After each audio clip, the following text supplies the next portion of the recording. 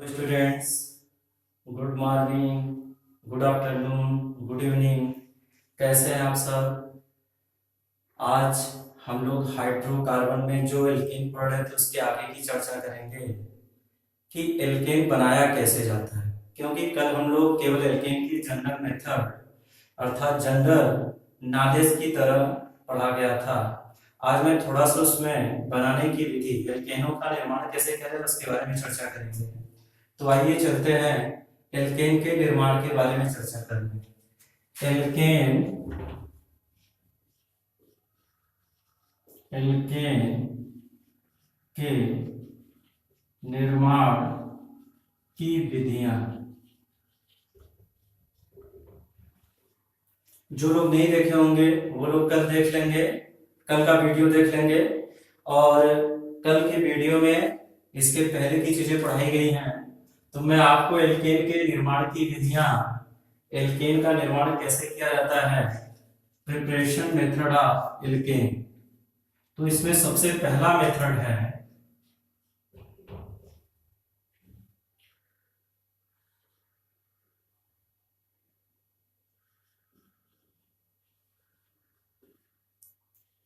Alcohol aldehyde तथा ketone के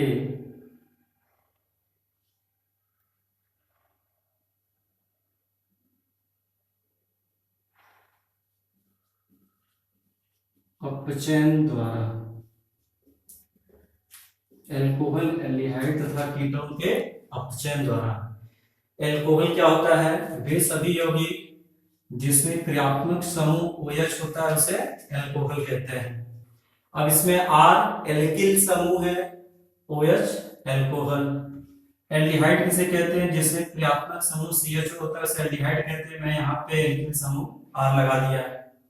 ऐसे ही कीटो समूह जिसमें उपस्थित होता है उसे कीटोन कहते हैं, कीटो समूह होता है। और इसमें यहाँ पे दो R ग्रुप सेम या अलग अलग प्रकार के हो सकते हैं। अगर मैं इनका लाल फास्फोरस की उपस्थिति में अगर मैं इन सबको लाल फास्फोरस और हाइड्रोजन आयोडाइड द्वारा अपचयित कराऊंगा तो ये सब एल्केन बनाएंगे। ये सब क्या बनाएंगे? एल्केन बनाएंगे। बाई प्रोडक्ट इसका महत्वपूर्ण नहीं होता। इसमें RH, जैसे अगर मैं R की जगह CH3, R क्या हो सकता है?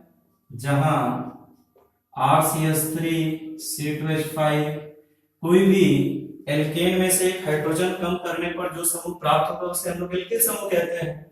तो यहाँ पे एल्किल समूह R, अगर CH3 होगा तो ये CH4 बनेगा, ये CH3 होगा तो CH3 CH2H, अर्थात ये क्या बन जाएगा?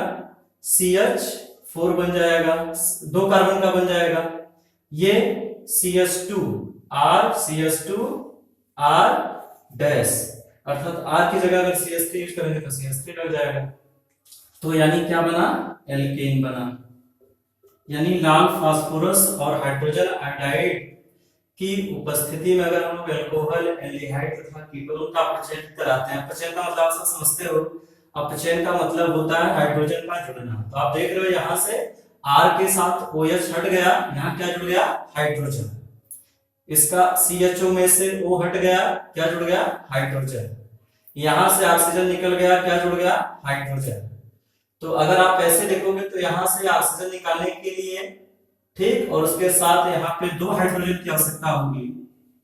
यहाँ दो हाइड्रोजन बैलेंस करना चाहो, यहाँ पे दो जल के साथ हाइड्रोजन चले जाएंगे, दो यहाँ रहेंगे तो 4 हाइड्रोजन की आवश्यकता होगी। और एक ऑक्सीजन दो हाइड्रोजन मिलकर के जल बना लेगा और दो हाइड्रोजन यहाँ जुड़ेगा, इससे यहाँ पे 4 हाइड्रोजन की आवश्यकता होगी। इस तरह से हम कह सकते हैं कि यहाँ से H2O बाई प्रोडक्ट निकलेगा, अर्थात H2O बाई प्रोडक्ट बन जाएगा। तो मेन क्या है हमको समझना, एल्केन कैसे बनता है। तो ये एक मेथड हो गया। दूसरा मेथड में आपसे चर्चा करूंगा ग्रिग्नार अभिकर्मक द्वारा, ग्रिग्नार अभिकर्मक, ग्रिग्नार अभिकर्मक या ग्रिग्नार्ड अभिकर्मक, इसी को ग्रिग्नार्ड अभिकर्मक भी कहते हैं। ग्रिग्नार्ड अभिकर्मक होता क्या है, RMgX को ग्रिग्नार्ड अभिकर्मक कहते हैं। R यहाँ पे एल्किल समूह है, कोई भी एल्किल समूह, और Mg एक धातु है, और ये हैलोजन, यह एक कार्बधात्विक यौगिक होता है। ये क्या होता है, कार्बधात्विक यौगिक, कार्बधात्विक यौगिक। कार्बधात्विक यौगिक किसे कहते हैं, ऐसे यौगिक जिसमें धातु सीधे कार्बन से जुड़ा, जैसे CH3NgI, यहां हेलोजन की जगह आई, Mg की जगह Mg, और R की जगह CH3। ये कार्बन और मैग्नीशियम के बीच जो बॉन्ड बना है, इस कारण ये कार्बोधात्विक है। तो जितने ग्रिग्नार्ड अभिकर्मक होते हैं कार्बोधात्विक यौगिक होते हैं, और एक अच्छा एल्केन बनाने का रिएजेंट भी है। तो चलते हैं हम लोग इससे कैसे प्राप्त करेंगे उसके बारे में पढ़ते हैं। अगर कोई सक्रिय हाइड्रोजन युक्त यौगिक, सक्रिय हाइड्रोजन का मतलब ऐसा हाइड्रोजन प्राय जो नाइट्रोजन, ऑक्सीजन, सल्फर अथवा त्रिबंध युक्त कार्बन से जुड़ा होता है, उसे सक्रिय हाइड्रोजन कहते हैं। जैसे आप देखिए RMgX, अगर मैं इस RMgX की अभिक्रिया C2H5OH अल्कोहल से करा दूं, इस RMgX की अभिक्रिया मैं CH3CHO से करा दूं, इस RMgX की अभिक्रिया मैं जल से करा दूं, तो मुझे ग्रिग्नार्ड अभिकर्मक की सहायता से RH एल्केन प्राप्त होगा, बाई प्रोडक्ट इसमें बनेगा। इसको हल्का हीट किया जाता है ड्राई ईथर की उपस्थिति में। ड्राई ईथर इसलिए ताकि ये आसानी से विस्फोट न कर पाए, या फिर ये बहुत क्रियाशील होने के कारण ईथर अगर नमी युक्त होगा तो उससे क्रिया करके दूसरा उत्पाद बनाने लगेगा, जिस कारण यहाँ पे ड्राई ईथर का उपयोग करते हैं। अब हम लोग चलते हैं अगले मेथड। ये कौन सा मेथड था, दूसरा। अब हम लोग चलते हैं तीसरे मेथड की तरफ, जो बहुत इंपॉर्टेंट भी है, कह सकते हैं हम लोग कोल्बे की विद्युत अपघटन विधि। कोल्बे की विद्युत अपघटन विधि, इसमें क्या होता है, किसी वसा अम्ल या कार्बोक्सिलिक अम्ल के पोटेशियम या सोडियम, प्राय पोटेशियम लवण को लेकर के उसके दो अणु को, RCO के दो अणु को लेकर के, बल्कि मैं इसको थोड़ा तोड़ के लिख देता हूं, RCOO इसके दो अणु हैं, यहां से CO2 बाहर हो जाएगा। इसकी अपक्रिया जल से कराते, जल से कराने पर कराते क्या, सेल में विद्युत अपघटन, सेल में पोटेशियम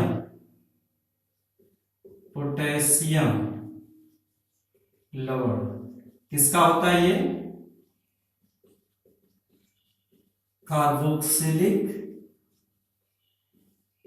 अम्ल, कार्बोक्सिलिक अम्ल पोटेशियम लवण, कार्बोक्सिलिक अम्ल के पोटेशियम लवण का जल अपघटन कराते हैं, विद्युत अपघटन कराते हैं, जिस कारण क्या बनता है, एल्केन। यहां से दोनों R plus CO2 2CO2 plus 2K यहां से OH प्लस 2KOH, मैं इसको अलग से लिखता हूं 2KOH plus H2 hydrogen gas. ये कैथोड पर प्राप्त होता है, हम कह सकते हैं हाइड्रोजन गैस कैथोड पर, और एल्केन एनोड पर प्राप्त होता है, एल्केन एनोड पर। तो इस तरह से एल्केन एनोड पर प्राप्त होता है। ये बहुत महत्वपूर्ण इंपॉर्टेंट रिएक्शन है, इसलिए मैं थोड़ा इसकी मैकेनिज्म पे भी चर्चा कर दूं आपसे। देखिए इसमें क्या होता है, इसकी क्रियाविधि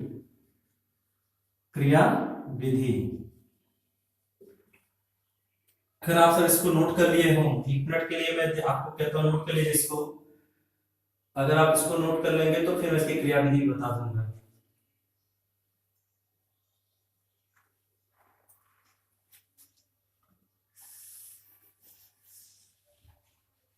ठीक है, मैं मिटाऊं इसको। अब इसमें देखिए इसकी क्रियाविधि,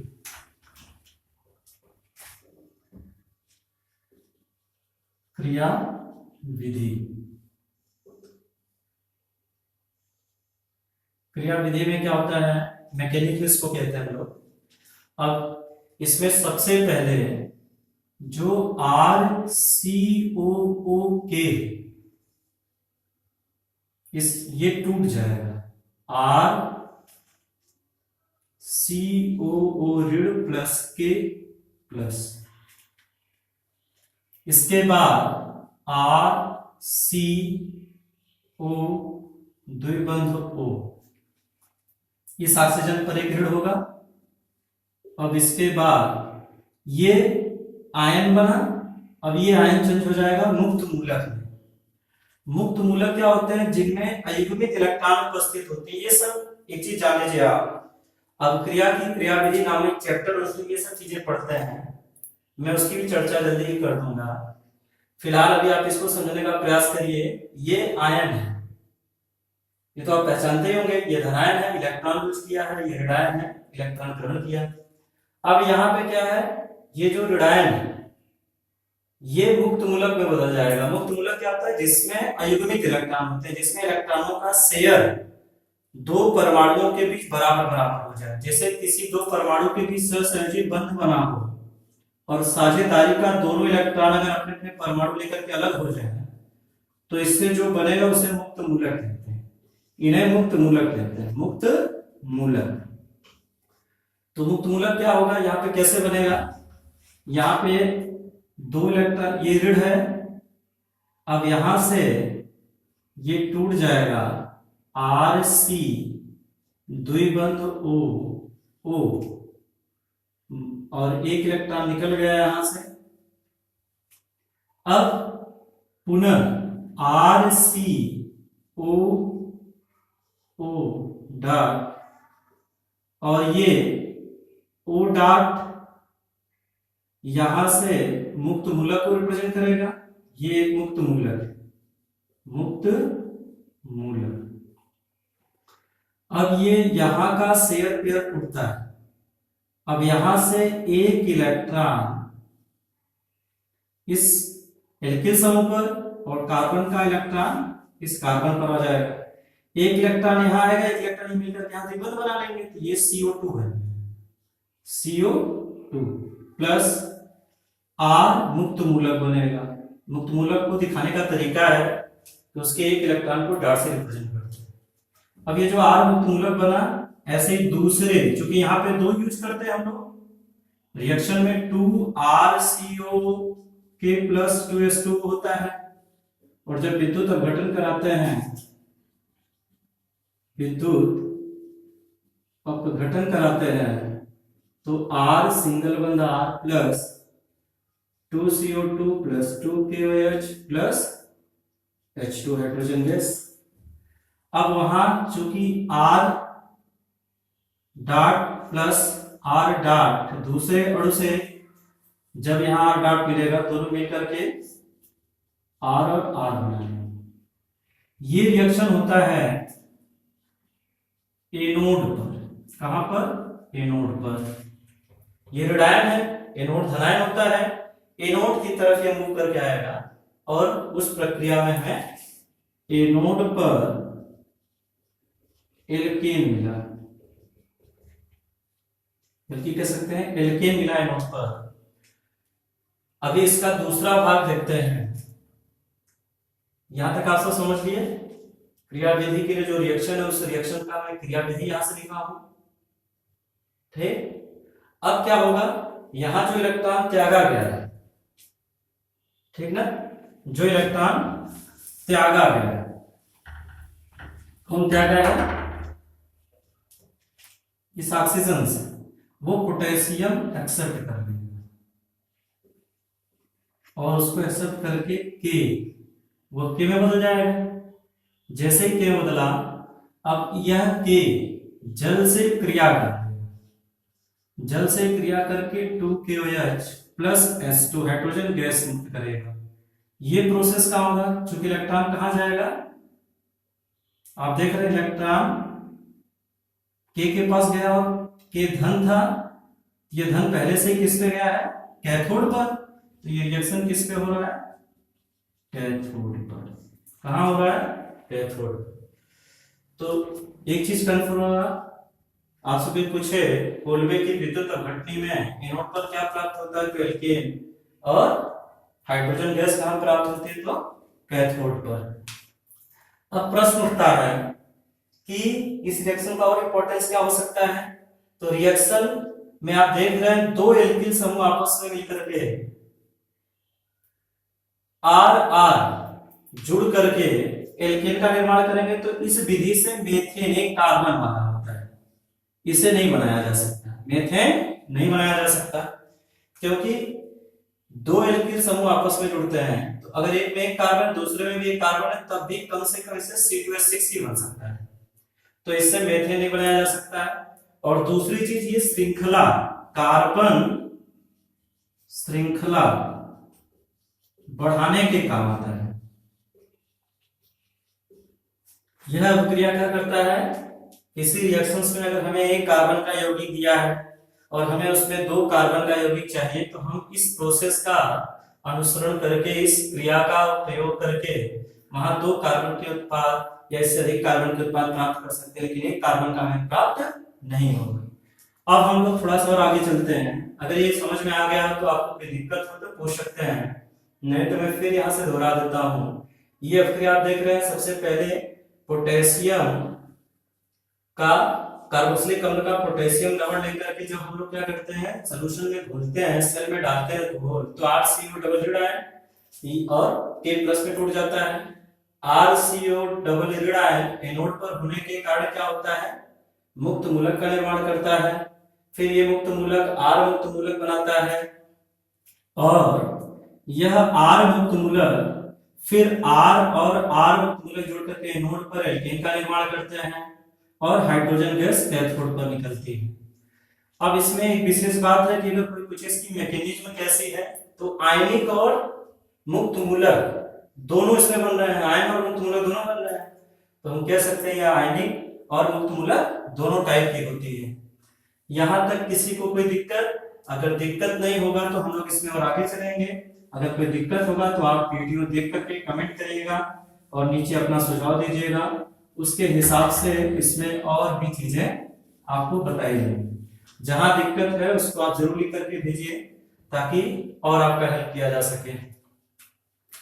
अब चौथा मेथड है वुड्स अभिक्रिया।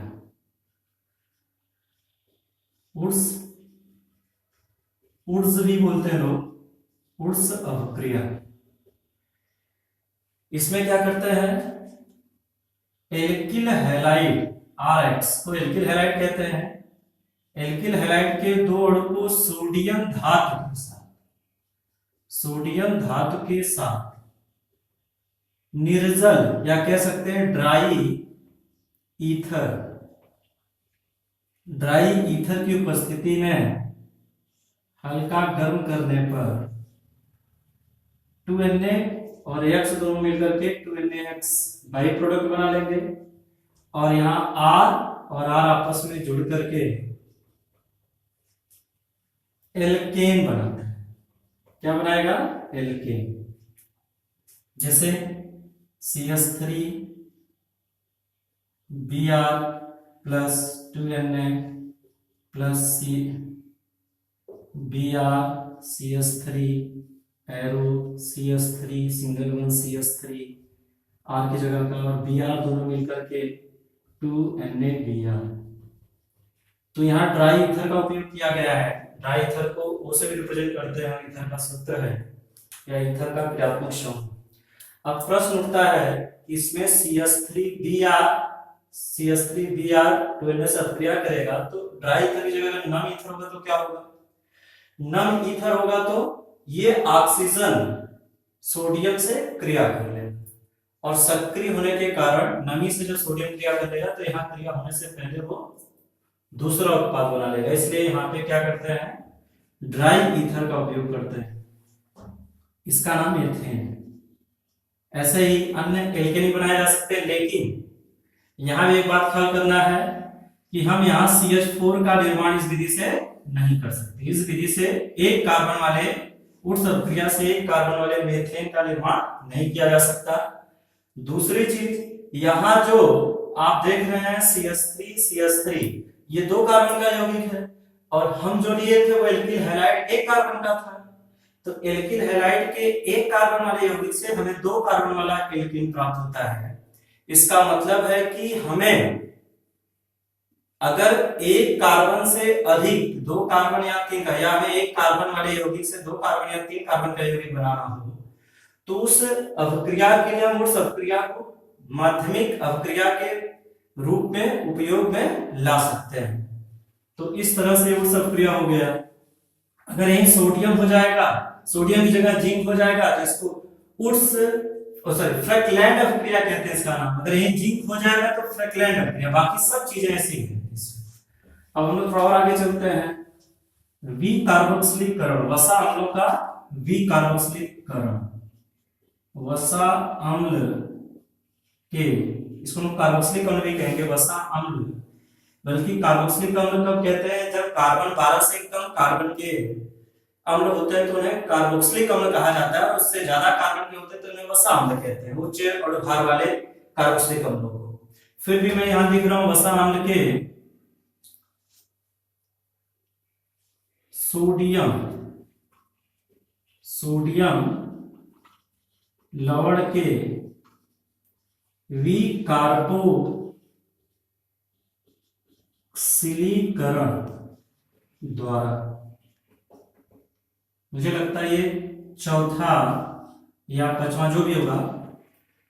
वसा अम्ल के सोडियम लवण के विकार्बोक्सिलीकरण द्वारा। वसा अम्ल का सोडियम लवण के विकार्बोक्सिलीकरण द्वारा कैसे करेंगे? वसा अम्ल, तो वसा अम्ल के लिए उसमें कम से कम COH होना चाहिए।